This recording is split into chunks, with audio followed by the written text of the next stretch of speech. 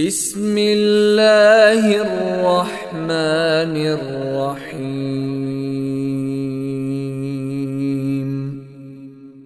السلام عليكم ورحمة الله وبركاته. إن الحمد لله نحمده ونستعينه ونستغفره ونعوذ بالله من شرور أنفسنا ومن سيئات أعمالنا. من يهده الله فلا مضل له ومن يضلل فلا هادي له. أشهد أن لا إله إلا الله وحده لا شريك له وأشهد أن محمدا عبده ورسوله. أما بعد فقد قال الله سبحانه وتعالى: يا أيها الذين آمنوا اتقوا الله حق تقاته ولا تموتن إلا وأنتم مسلمون. إن أصدق الحديث كتاب الله وخير الهدي هدي محمد صلى الله عليه وسلم وشر الأمور محدثاتها وكل محدثة بدعة وكل بدعة ضلالة وكل ضلالة في النار. கண்ணியத்திற்கும் மரியாதைக்கும் உரிய எல்லாம் வல்ல அல்லாஹ்வின் அடியார்களே, புனிதம் நிறைந்த ஜும்ஆவை நிறைவேற்றுவதற்காக ஒன்று கூடியிருக்கின்ற இந்த நல்ல சந்தர்ப்பத்தில் நபிகள் நாயகம் ஸல்லல்லாஹு அலைஹி வஸல்லம் அவர்கள் கூறுகின்றார்கள்: அஹப்புல் பிலாதி இலல்லாஹி மசாஜிதுஹா. அல்லாஹ்வுக்கு விருப்பமான இடம் பள்ளிவாசல்களாகும். வஅப்கதுல் பிலாதி, அல்லாஹ்வுக்கு வெறுப்பான விருப்பமில்லாத இடம் அஸ்வாக்குஹா, கடை தெருக்கள் சந்தைகள் என்று நபிகள் நாயகம் ஸல்லல்லாஹு அலைஹி வஸல்லம் அவர்கள் கூறுகின்றார்கள். இறைவனுக்கு விருப்பமான ஒரு இடத்துல நானும் நீங்களும் அமர்ந்திருக்கின்ற இந்த நல்ல சந்தர்ப்பத்தில் நாம் வாழுகின்ற இந்த ஊரிலே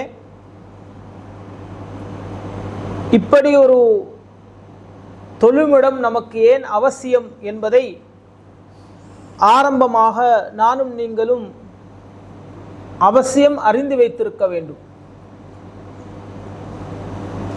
எத்தனையோ பள்ளிவாசல்கள் இருக்க,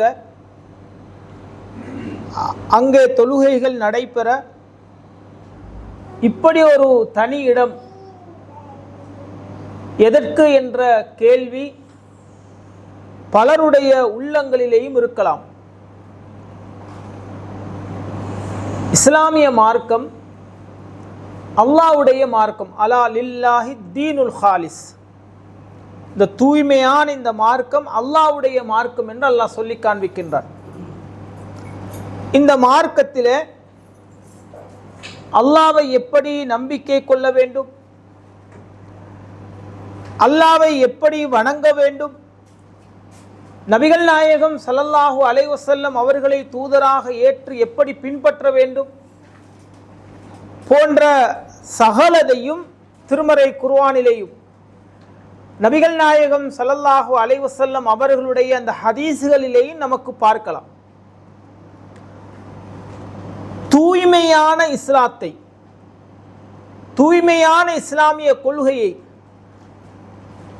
நிலைநாட்டுவதற்காகவும் நடைமுறைப்படுத்துவதற்காகவுமே இப்படி ஒரு தனி இட ஏற்பாடை தவிர வேறு எந்த போட்டி பொறாமைகளோ வேறு எந்த சுய லாபங்களுக்காகவோ இல்லை என்பதை அல்லாஹ்வை முன்னிறுத்தி ஆணித்தரமாக சொல்லிக்கொள்ளலாம்.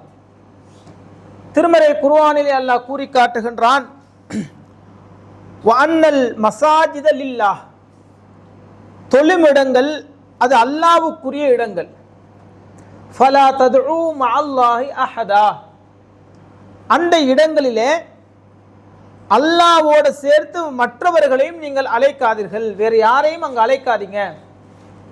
அழைக்காதீங்கன்னு சொன்னால் அவர்களை உதவிக்கு அல்ல அவர்களிடத்தில் பிரார்த்தனைகளை தொழுமிடத்தில் இருந்துக்கிட்டு அல்லாஹ் அல்லாதவர்களை நீங்கள் அழைக்காதீர்கள் என்று திருமறை குர்ஆனிலே அல்லாஹ் சொல்லி காண்பிக்கின்றான். இன்னொரு இடத்துல அல்லாஹ் கூறுகின்ற போது அகீமு உஜூஹக்கும் ஐந்த குல்லி மஸ்ஜித், உங்களுடைய முழு கவனத்தையும் இந்த தொழுமிடத்தை நோக்கி நீங்கள் செலுத்துங்கள். வதுஊஹு முஹ்லிஸீன லஹுத்தீன், தூய்மையான உள்ளத்தோடு அல்லாஹ்வை மாத்திரம் அந்த தொழுமிடத்திலே அழையுங்கள் என்று திருமறை குர்ஆனிலே அல்லாஹ் சொல்லி காண்பிக்கின்றான். இந்த நாம் ஏற்பாடு செய்திருக்கின்ற இந்த இடத்துல அல்லாஹ்வை மாத்திரமே நாம் அழைக்கின்றோம், அல்லாஹ்வை மாத்திரமே நாம் வணங்குகின்றோம். அல்லாஹ் அல்லாதவர்களை நாம் அழைப்பதே கிடையாது. இது அல்லாத தொழுமிடங்களை நீங்க பார்த்தீங்கன்னு சொன்னா அங்க அல்லாஹ்வையும் அழைக்கிறாங்க, அல்லாஹ்வோடு சேர்த்து அல்லாஹ்வால் படைக்கப்பட்டவர்களையும் அழைக்கின்றார்கள். சுப்ஹான மௌலூதுகள் ஓதப்படுகின்றதை பார்க்கலாமா இல்லையா? யா நபி சலாம் அலைக்கும், யா ரசூல் சலாம் அலைக்கும், அந்த கஃபாருல் ஹதாயா, நபியை அழைத்து நபியே நீங்கள் தான் எங்களுடைய பாவங்களை மன்னிக்க கூடியவர் என்று அல்லாஹ்வுக்கு மாத்திரம் வணக்கங்கள் வழிபாடுகள் செய்ய வேண்டிய அந்த பள்ளி வாசல்களிலே நபியை அழைப்பதை பார்க்கலாம். அதே போல மற்ற ஔலியாக்களை, முஹித்தீன் அப்துல் காதர் ஜெயிலானி இன்னும் நிறைய ஔலியாக்களை அந்த தொழுமிடங்களிலே அழைக்கின்றதை நமக்கு பார்க்கலாம். அல்லாஹ்வை மாத்திரம் வணங்கி வழிபட்டு அவனை மாத்திரம் அழைப்பதற்காகவே இப்படி ஒரு தனி இடமே தவிர, அதனாலதான் எங்களுக்கு அங்க போய் தொழ முடியாம இருக்குது. ஏன்னா அல்லாஹ்வையும் அழைக்கிறீங்க, வணங்குறீங்க, அல்லாஹ் அல்லாதவர்களையும் அழைக்கக்கூடிய பல காரியங்கள் பல நிகழ்ச்சிகள் அங்க நிகழ்குது. இது ஒரு காரணம். ரெண்டாவது, எங்களுடைய வணக்கங்களை எங்க இஷ்டத்துக்கு எதுவுமே செய்ய முடியாது. அல்லாஹ்வுடைய தூதருடைய முன்மாதிரி இருக்கணும். ரசூலுல்லாஹ் சொல்றாங்க, சல்லு கமா ரஅய்துமூனி உஸல்லி, என்னை எப்படி நீங்க தொழ கண்டீங்களோ அப்படி நீங்க தொழணும். தொழுக மட்டும் கிடையாது, எல்லா வணக்கங்களும். இங்க நீங்க வந்தீங்கன்னு சொன்னா தக்பீர் கெட்டுறதுல இருந்து சலாம் கொடுக்கும் வரைக்கும் ஒவ்வொரு அசைவும் அதில் ஓதப்படுகின்ற ஜிக்ர்களும் நபிகள் நாயகம் ஸல்லல்லாஹு அலைஹி வஸல்லம் அவர்களுடைய சஹீஹான அந்த தொழுகை வணக்கங்கள்ல என்னெல்லாம் இருக்குதோ அது அத்தனையும் அச்சொட்டாக ஹதீஸின் அடிப்படையில் அது அப்படியே பின்பற்றக்கூடிய ஒரு சமூகமாக எங்களை நீங்கள் பார்க்கலாம். ஆனா இதுக்கு மாற்றமாக மற்ற இடங்கள்ல தொழக்கூடிய இடங்கள்ல உங்களுக்கு என்ன பார்க்கலாம்? அந்த தொழுகைக்கான முன்மாதிரிகளை அவர்கள் எந்த மதுஹபுகளை பின்பற்றுகின்றார்களோ அந்த மதுஹபுகளுடைய முன்மாதிரிகளை எடுத்து பின்பற்றுகின்றதை பார்க்கலாம். அது மட்டுமா, வேற வேற மிஅராஜ் நிகழ்ச்சிகள் என்று 3 யாசீன்கள் ஓதப்படுது, அங்கே துஆக்கள் கேட்கப்படுது, வேற வேற வணக்கங்களை செய்யறாங்க புதுசா உருவாக்கி. அப்ப இது எதுவுமே இங்கே இருக்காது. ஏன்? குர்ஆனிலேயும் சுன்னாவிலேயும் வணக்கங்கள் என்று அல்லாஹ்வும் அல்லாஹ்வுடைய தூதரும் எதை எங்களுக்கு காட்டி தந்தார்களோ, எதை செய்யுமாறு கட்டளையிட்டிருக்கின்றார்களோ அந்த வணக்க வழிபாடுகளை மாத்திரமே இந்த இடத்துல நானும் நீங்களும் செய்பவர்களாக இருப்போமே தவிர அதை தாண்டி எதுவுமே நாங்கள் செய்ய மாட்டோம். அப்படி செஞ்சா கேள்வி கேட்கலாம், இப்படி ஒன்று செய்றீங்களே, குர்ஆன்ல இல்லையே, ஹதீஸ்ல இல்லையே, நாங்கள் மாற்றிக்கொள்வோம், திருத்திக்கொள்வோம். மற்ற இடங்கள் இதற்கு மாற்றமாக நடக்கிறத பார்க்கலாம்.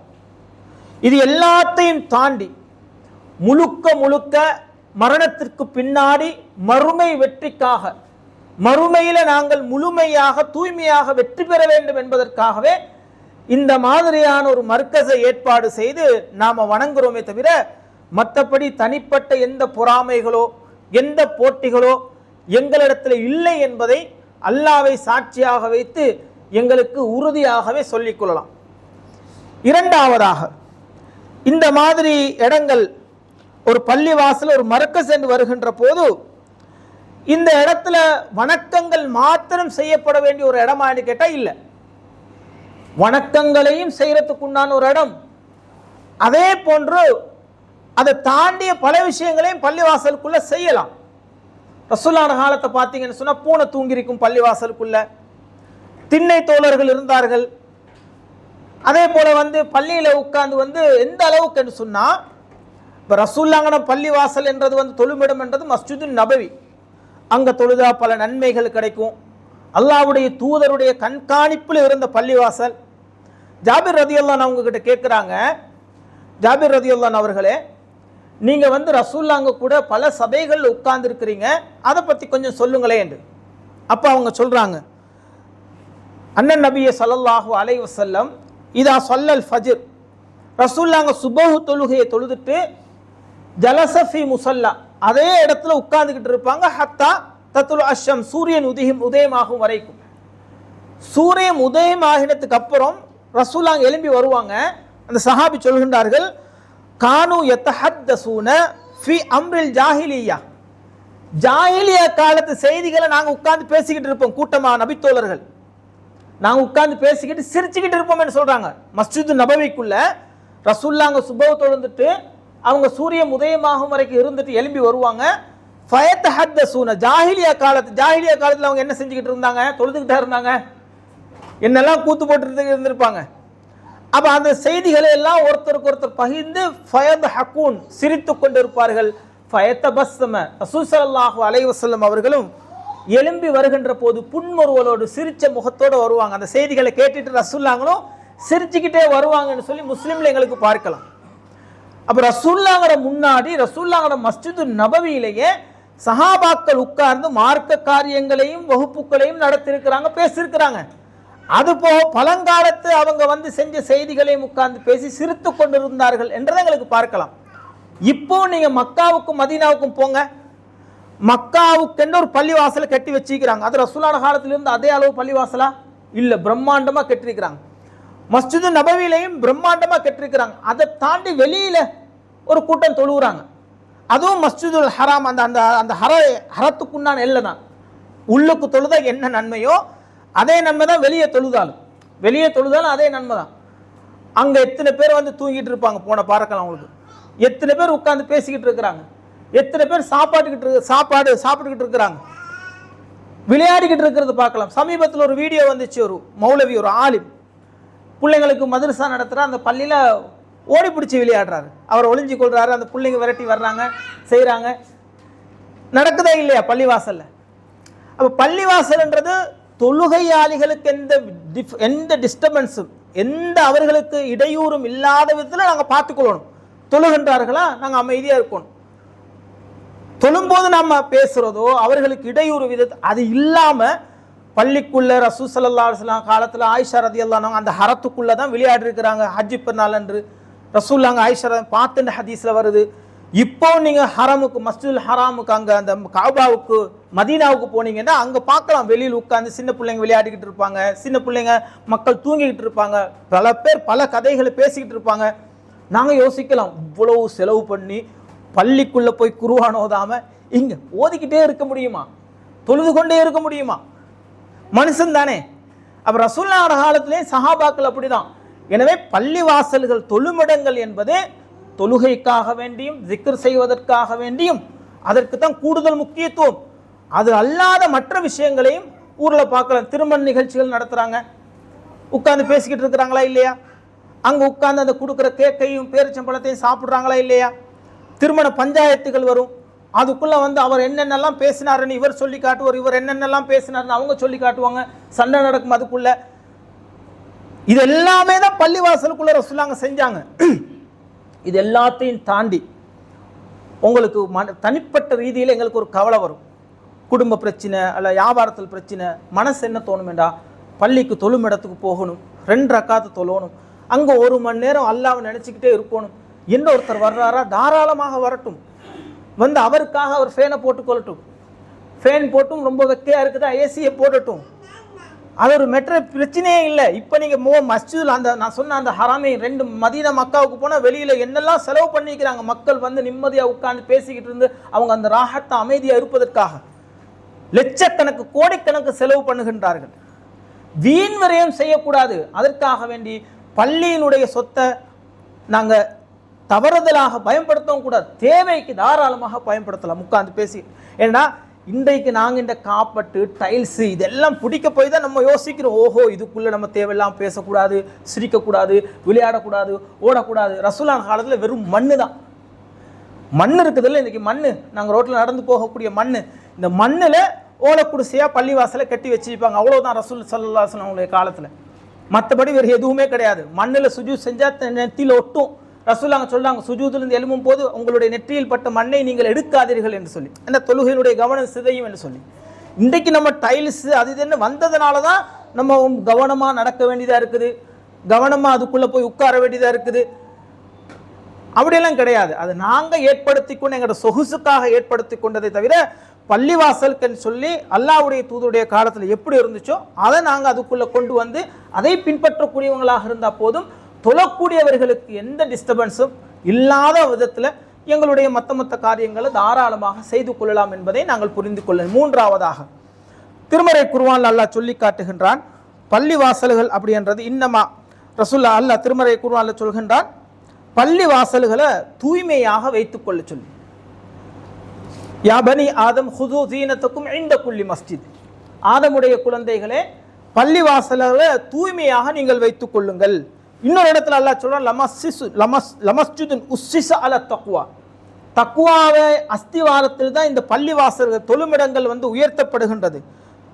அஹக்கு அன் தக்கூம ஃபீஹி, அந்த இடத்துல வணக்க வழிபாடுகள் செய்யறதுக்கு மிகவும் பொருத்தமான இடம். ஃபீஹி ரிஜாலுன் யுஹிப்பூன அய்யத்தஹரு, அந்த பள்ளி வாசல்களில் சில ஆண்கள் இருப்பார்கள், அவர்கள் தூய்மையை விரும்பக்கூடியவர்கள். வல்லாஹு யுஹிப்புல் முத்தஹிரீன், அல்லாஹ் தூய்மையானவர்களை விரும்புகின்றான், நேசிக்கின்றான் என்று அல்லாஹ் சொல்லி காண்பிக்கின்றான். பள்ளி வாசல்களை நம்ம தூய்மையாக வைத்துக் கொள்ள வேண்டும். அதே நேரத்தில் தொலை வரக்கூடியவர்களும் தூய்மையாக பள்ளி வாசல்களுக்கு வர வேண்டும். நிறைய ஹதீஸ்கள் இருக்குது, வெங்காயம் சாப்பிடக்கூடாது, பூண்டு சாப்பிடக்கூடாது, நம்மளுடைய ட்ரெஸ்ஸை அழகாக வைத்துக்கொள்ள வேண்டும். ஏன்னா நம்ம தூய்மையாக சுத்தமாக வந்தால் தான் பக்கத்தில் உள்ளவர் நிம்மதியாக மன ஆறுதலோடு அவர் தொழ முடியும். பள்ளி வாசல்களும் சுத்தமாக தூய்மையாக இருந்தால் தான் எங்களுக்கும் ஒரு மன அமைதி கிடைக்கும். அதை நாங்கள் கவனித்து கொள்ளணும். எனவே பள்ளி வாசல்களை சுத்தமாக தூய்மையாக வைத்து, எங்களோட கையால் ஏதாச்சும் ஒன்று கீழே விழுதா அதை நாங்களே க்ளீன் பார்க்கணும். இங்கே ஒரு நிர்வாகம் இருக்குது, அவங்க தான் அதை பண்ணணும், இப்படியெல்லாம் நாங்கள் எதிர்பார்க்கக்கூடாது. ஏன்னா எங்களால் எந்த அசுத்தங்களும் நம்ம இந்த தொழக்கூடிய இடத்துல நடந்துடக்கூடாது அப்படின்றதுல கவனமாக இருக்க வேண்டும். அடுத்து நிர்வாகம், ரொம்ப முக்கியமான ஒரு பகுதி நிர்வாகம் என்றது. முதல்ல நாங்கள் ஒரு அடிப்படையை புரிந்து கொள்ள வேண்டும்.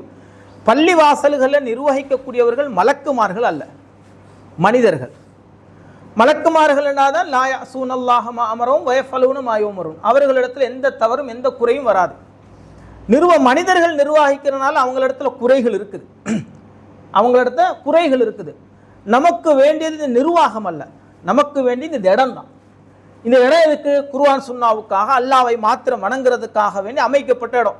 இங்கே வந்தோமா, அதற்காக நம்முடைய வணக்க வழிபாடுகளை செய்தோமா, தவறுகள் இருந்தால் குறைகள் இருந்தால் மனிதன் அடிப்படையில் வரும், சுட்டி காட்டலாம். என்ன நடக்கும் என்று சொன்னால், காலப்போக்கில் இன்றைக்கு நிறைய எங்கள் ஊர்கள்லேயும் நாங்கள் பார்க்குறோம், புதுசு புதுசாக அந்த ஊருக்கு வருவாங்க, அல்லது கொஞ்சம் ஆரம்ப காலத்தில் கடுமையாக உழைச்சவங்க அவங்களே நிர்வாகத்தில் இருக்கும்போது என்ன சொல்லுவாங்கன்னா, புதிய ஆட்களையும் உள்ளே எடுத்துக்கங்கன்னு சொல்லி புதிய ஆட்கள் உள்ளுக்கு வரும்போது அவங்க கொஞ்சம் ஓரமாக்கப்படுவார்கள். இப்போ என்ன நடக்கும் என்ன, அவருக்கு ஒரு பொறாமை ஆட்டோமேட்டிக்காக வந்துடும். நம்ம உருவாக்கின இடம், இப்போ யாரும் நம்மளை கண்டுகொள்றது கிடையாது, எங்களை எதுக்குமே கூப்பிடுறது இல்லை. என்ன நடக்குமெண்டா, புது நிர்வாகத்தில் உள்ள குறைகளை சொல்ல ஆரம்பிப்பாங்க. புது நிர்வாகத்தில் உள்ள குறைகள், அந்த மனிதர்களிடத்தில் குறைகளை சொல்ல ஆரம்பிப்பாங்க. ஆரம்பத்தில் குறை சொல்லி சொல்லி சொல்லி காலப்போக்கில் என்ன நடக்குமெண்டா, அவர் வீட்டில் தொழுவார். கேட்டால் அப்படி நிறைய பேரை நாங்கள் பார்க்குறோம். ஆரம்பத்தில் கொஞ்சம் ஒதுங்குவாங்க, கொஞ்சம் மொத்தமாகவே ஒதுங்கிக் கொள்வார்கள். அந்த இடத்தோட உங்களுக்கு என்ன கோபம், இந்த இடத்துல உங்களுக்கு என்ன கோபம், இடம் என்ன செஞ்சிச்சு உங்களுக்கு? அல்லாஹ் மட்டும் வணங்குறாங்களா, தூதரை மட்டும் பின்பற்றுகின்றார்களா? இதை தாண்டி அண்ணா அல்லாஹ் அல்லாதவர்களை வணங்கக்கூடிய ஒரு இடமாக, அழைக்கக்கூடிய ஒரு இடமாக இருந்துச்சுன்னு சொன்னால் நீங்கள் ஒதுங்கிக்கங்க. இப்போ நம்ம ஒதுங்கி இருக்கிறோம் போல. அது அல்லாமல் மனிதர்களை குறை சொல்லி கொண்டு ஒதுங்கிறது என்பது பொறாமை எங்களை கொண்டு போய் திரும்ப வழிகேட்டிலேயே கொண்டு போய் வைக்கும். எங்களை பொறாமை இருக்குத திரும்ப கொண்டு போய் எங்களை வழிகேட்டிலேயே கொண்டு போய் வைக்கும். வீட்டில் தொழுகிற எத்தனையோ பேர் எங்களோட ஊர்களில் பார்க்கலாம். ஆரம்ப காலத்தில் கடுமையாக உழைத்தவர்கள், கடுமையாக தியாகம் செய்தவர்கள், அர்ப்பணித்தவர்கள். இப்போ குறை சொல்றாங்கல்ல, இந்த குறை பொறாமையின் அடிப்படையில் வரக்கூடியதை தவிர நியாயமான மனுஷனிட குறை இருக்கத்தானே செய்யும். என்னிடத்துல இருக்கிற குறை உங்களிடத்துல இல்லை, உங்ககிட்ட இருக்கிற குறை என்னிடத்துல இல்லை. அப்படிதான் என் பிள்ளையே என்ன மாதிரி இல்லை, நாம் பெத்தெடுத்த பிள்ளை என் ரத்தம் ஓடுது, என் பிள்ளை என்ன மாதிரியா, என் குணம் பிள்ளைகிட்ட இருக்குதா? எவ்வளோ ட்ரை பண்றோம், அடிக்கிறோம், உதைக்கிறோம், திட்டுறோம், அவன் என்ன போல வரணும் அப்படின்னு. என்ன மாதிரி அவன் என் மனைவியை போலையா? இல்லையே. வடிவத்தில் என்ன மாதிரி இருப்பான், பேச்சில, செயல்ல, நடைமுறையில. என் பிள்ளையே என்ன மாதிரி இல்லைன்னு இருக்கும்போது வேறொருத்தர் அவர் என்ன போலயே இருக்கணும், என்ன போலயே நிர்வாகம் செய்யணும், என்ன போலயே நடக்கணும், பேசணும், எந்த வகையில நியாயம்? நம்ம என்ன பார்க்கணும்னு சொன்னா அடிப்படையை பார்க்க வேண்டும். இந்த பள்ளிவாசல் இதற்காக உருவாக்கப்பட்ட, அது அங்கே நடக்குதா, ஓகே நான் வர்றேன் போறேன், ஏதாவது வேலை இருந்தால் சொல்லுங்க செய்கிறேன். அதை தாண்டி மனிதர்களிடத்தில் குறை காண நாங்கள் ஒரு நாளும் போயிடக்கூடாது. திருமறை குர்ஆன்ல நிர்வாகத்தை குறித்து அல்லாஹ் பேசுகின்ற போது இன்னமா யஅமுரு மசாஜித் அல்லாஹ் மன் ஆமன பில்லாஹி வல் யௌமில் ஆகிர், அல்லாஹ்வுடைய பள்ளிவாசலை நிர்வகிக்கக்கூடியவருடைய பண்புகள் அல்லாஹ் சொல்றான். அல்லாஹ்வையும் மறுமை நாளையும் நம்பியிருக்க வேண்டும், தொழுகையை நிலைநாட்ட வேண்டும், ஜக்காத்தை கொடுக்க வேண்டும், அல்லாஹ்வை தவிர எவனுக்கும் பயப்படக்கூடாது, அல்லாஹ்வை தவிர யாருக்கும் பயப்படக்கூடாது. இந்த தன்மைகள் உள்ளவர்கள் பள்ளிவாசல்களை நிர்வகிக்கக்கூடியவர்கள் என்று திருமறை குர்ஆன்ல அல்லாஹ் சொல்லி காண்பிக்கின்றான். அதே நேரத்தில் இந்த பள்ளிவாசல்ல நிர்வாகத்தில் உள்ளவங்களுடைய பொறுப்பு என்ன, அவங்க என்ன எண்ணத்துக்காக வேண்டி இங்க நிர்வாகத்தில் இருக்கிறாங்க அப்படின்றதையும் திருமறை குர்ஆன்ல அதை தொடர்ந்து வரக்கூடிய வசனத்தில் அல்லாஹ் பேசுகின்றான். இன்ஷா அல்லாஹ் நாங்கள் அடுத்ததாக அதை பார்ப்போம். அல்ஹம்துலில்லாஹ். கண்ணியத்திற்குரிய அல்லாஹ்வின் அடியார்களே, பள்ளிவாசல்களை தொழக்கூடிய இடங்களை நிர்வகிக்கக்கூடியவர்கள் என்ன நினைக்கிறாங்கடா, இந்த லைட்டை பழுதாகினா லைட்டு போடுறது, பாத்ரூமை க்ளீனாக வைக்கிறது, ஃபேன் ஓடுதுன்னு சொன்னால் அந்த ஃபேனை பழுது பார்த்து அதை சரி பண்ணுறது, அவங்க நினைக்கிறாங்க இதுதான் நம்மளுடைய பொறுப்பு அப்படின்னு சொல்லி. மக்கா இருக்குதே காபா, இந்த காபாவை நிர்வகித்தவர்களை பற்றி அல்லாஹ் சொல்லி காட்டுகின்றான். அஜஅல்த ஸகாயத்தல் ஹாஜ் வ இமாரத்தல் மஸ்ஜித். இந்த காபாவை நிர்வகிக்கக்கூடியவர்கள், ஹஜ்ஜிக்கு வரக்கூடியவர்களுக்கு தண்ணீர் கொடுக்கக்கூடியவங்க. பண்டைய காலத்தில் என்றாலும் இப்போ இன்றைக்கு லட்சக்கணக்கு கோடிக்கணக்காக்கள் போகிறோன்னா அன்றைக்கி ஒரு 1000 பேர் ஹஜ்ஜிக்கு வந்திருப்பாங்க. அது அவங்கள பொறுத்த வரைக்கும் பெரிய ஒரு தொகை தான். அந்த பள்ளியை நிர்வகித்து அவர்களுக்கு தண்ணீர் வழங்கக்கூடியவர்கள் அல்லாஹ் தொடர்ந்து சொல்றான், கமன் ஆமன பில்லாஹி, அல்லாவை நம்பி, அல்லாஹ்வுடைய தூதரை நம்பி, மறுமையை நம்பி, அப்படி இருக்கக்கூடியவர்களுக்கும் இவர்களும் சமமாவார்களா என்று அல்லாஹ் கேட்குறான். அவங்க செய்கிற ஒரு பெரிய ஒரு சேவை தண்ணி கொடுக்குறன்றது. இப்போ போய் பார்த்தீங்கன்னா நாங்களே ஆச்சரியப்படும், இவ்வளோ கோடிக்கணக்கான மக்கள் வருது, இவ்வளோ பேருக்கும் தண்ணி சப்ளை பண்ணுறாங்களே என்று. மக்காவிலேருந்து மதீனாவிலேருந்து அன்றைக்கு அது செஞ்சாங்க. அல்லாஹ் அதை அற்பமாக சொல்கிறான். நீங்கள் பெருசாக நினச்சிக்கிட்டு இந்த தண்ணியை கொடுக்குறீங்க, என்ன நினைக்கிறாங்கன்னா, ஓ லைட்டை தான் செய்யணும், பாத்ரூம் க்ளீனாக வைக்கணும் அப்படின்னு சொல்லி வாக்கியம் கிளீனர் போட்டு சுத்தமாக. இது இல்லை பள்ளி நிர்வாகத்துக்கு, அதை செய்ய தான் ஓணும். ஆனால் அதுக்காக நிர்வாகம் அல்ல. நிர்வாகத்தினுடைய அடிப்படை என்னன்னு சொன்னால், இந்த இடத்துல இஸ்லாத்தை எழுச்சி மிக்கதாக நாங்கள் ஆக்கணும். தாவாவை அல்லாவை மாத்திரம் வணங்கக்கூடிய ஒரு இடமாக, அல்லாஹ் குறித்து மக்களை அழைக்கக்கூடிய இடமாக, அல்லாஹ்வுடைய தூதரை அழைக்கக்கூடிய ஒரு இடமாக, அல்லாஹ்வின் தூதரின் பக்கம் அழைக்கக்கூடிய தாவாவை எந்த அளவுக்கு நம்ம செய்யறதுக்கு இந்த இடத்துல நம்ம பயன்படுத்தி கொள்ள முடியுமோ அந்த அளவுக்கு பயன்படுத்தி கொள்ளணும். அதற்கு நிர்வாகம் ஒத்துழைக்க வேண்டும், அதற்கான திட்டங்களை நிர்வாகம் போட வேண்டுமே தவிர அதை தாண்டி இந்த பள்ளிகளை சுத்தமாக தூய்மையாக வைத்துக் கொள்வதுன்னு ஒரு பகுதி இருக்குது. ஆனால் அதுதான் எங்களுடைய பொறுப்பு. ஏன்னா சில நேரங்களில் என்ன நடக்கும்னு சொன்னால், ஃபேனை ஏன் நீங்கள் போட்டுக்கிட்டு இருக்கிறீங்க, லைட்டை ஏன் போட்டுக்கிட்டு இருக்கிறீங்க இப்படின்னு சொல்கிறத பார்க்கலாம். பல பள்ளிகளில் நாங்கள் பார்க்கணும் இந்த பிரச்சனையை நீங்கள். ஆனால் இதுக்காக வேண்டி நிர்வாகம் அல்ல. பள்ளிக்குள்ள ஒருத்தர் வர்றாரு, அவருக்கு ஃபேன் தேவை, தாராளமாக போடட்டுமே, அப்படி தானே? வீண் வரையும் செஞ்சால் ஓகே. அப்படி இல்லாமல் தேவைக்கு ஒருத்தர் போடுறாரு, போட்டுக்கொள்ளட்டும். அப்போ நம்ம என்ன பார்க்க வேண்டும் என்றால், அல்லாவுக்காக, அல்லாவுடைய தூதருக்காக இந்த பள்ளிவாசல்களில் வணக்க வழிபாடுகள் செய்யப்படுகின்றதா, அது குறித்து அழைப்பு பணிகள் தாவாக்கள் செய்யப்படுகின்றதா, அதற்கு ஒத்துழைக்கக்கூடிய நிர்வாகமாக இருக்க வேண்டும். அதற்கு எந்த வகையிலையும் தடை போடக்கூடிய நிர்வாகமாக இருக்கக்கூடாது. நாங்கள் இந்த பள்ளி வாசலை நிர்வகிக்கிற பேரில் இந்த லைட்டு, கரண்ட்டு, தண்ணி இதுகளை மட்டும் பார்த்து அதில் மட்டும் கவனம் செலுத்தக்கூடியவங்களாக ஒருபோதுமே இருக்கக்கூடாது. அதற்காக இந்த நிர்வாகம் இல்லை. ஆனால் அந்த நிர்வாகத்தினுடைய ஒரு பொறுப்பு தான். ஆனால் அதை செஞ்சதுனால நாங்கள் செஞ்சிட்டோம், சாதிச்சிட்டோம் என்றதே ஒரு நாளும் ஏற்படாது. திருமறை குர்ஆனிலேயே அல்லாத சொல்லி காண்பிக்கின்றது பார்க்கலாம். எனவே இந்த பள்ளிவாசல்கள் அல்லாஹ்வுக்குண்டான பள்ளிவாசல்கள், அல்லாவை மாத்திரம் அழைத்து அல்லாவை மாத்திரம் தூய்மையாக வழங்கி அல்லாஹ்வுடைய தூதர் காட்டி தந்த அதே முன்மாதிரியில் எங்களுடைய வணக்க வழிபாடுகளை செய்து அல்லாவை அழைக்கக்கூடிய தஅவா பணிகள் அதிகமாக செய்யக்கூடிய இடமாக நாங்கள் அமைத்து கொள்ள வேண்டும். இன்ன விஷயங்கள் தான் மர்கஸ் அல்லது பள்ளிவாசல் தொழுமிடம் என்று வரப்போக்களை நாங்கள் கூடுதல் கவனம் செலுத்த வேண்டிய விஷயங்கள். எனவே இதில் நாங்கள் கூடுதல் கவனம் செலுத்தி இந்த இடம் எங்களுடைய இடம், இது ஏன் வீடு, மனிதனின் அடிப்படையில் இது உள்ளவர்களிடத்துல தவறுகள் வரும். இந்த இடத்துல எனக்கு எந்த கோபமும் இல்லை, இந்த இடத்தோடு எனக்கு எந்த பஞ்சாயத்தும் இல்லை. நான் தொலை வருவேன், வந்து என்னுடைய வணக்க வழிபாடுகள் இங்கே செய்வேன், மன ஆறுதலுக்காக இங்கே வந்து பல மணி நேரம் உட்கார்ந்து நான் அல்லாஹ்விடத்தில் பிரார்த்தனை செய்வேன், திக்ர்களை செய்வேன் என்று இந்த பள்ளிக்கு தாராளமாக வாருங்கள். உங்கள் அனைவரையும் அழைக்குகின்றோம். இந்த இடத்துக்கு வாங்க, வந்து குர்ஆன் சுன்னா அடிப்படையில் வணக்க வழிபாடுகளை செய்யுங்க. சகல உங்களுக்கு தேவையான வணக்கங்களை தூய்மையாக செய்வதற்கு சகல ஏற்பாடுகளையும் செய்து தருவதற்கு முழு மனதோடு நாம் இருக்கின்றோம். எனவே வல்ல ரஹ்மான் தூய்மையாக இஸ்லாத்தை நடைமுறைப்படுத்தி நாளை மறுமையில் வெற்றி கட்ட கூட்டத்துக்குள்ள என்னையும் உங்களையும் ஆக்கி அருள் புரிவானாக. வ ஆஹிரு தஅவானா அனில் ஹம்துலில்லாஹி ரப்பில் ஆலமீன். அஸ்ஸலாமு அலைக்கும்.